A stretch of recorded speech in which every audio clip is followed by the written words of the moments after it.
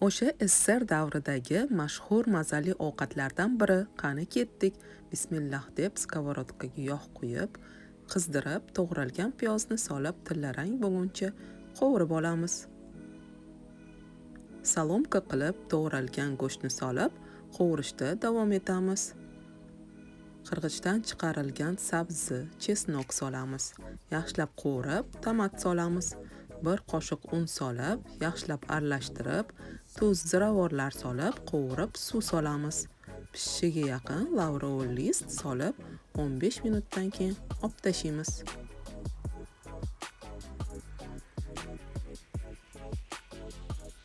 Garniri xohishga qarab, menda bugun kartoshkadan pyure va grechka pishirib oldim.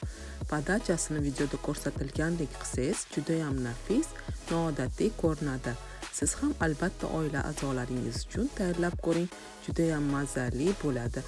Video foydali bo'lgan bo'lsa, yurakchan bosib qo'yish esingizdan chiqmasin.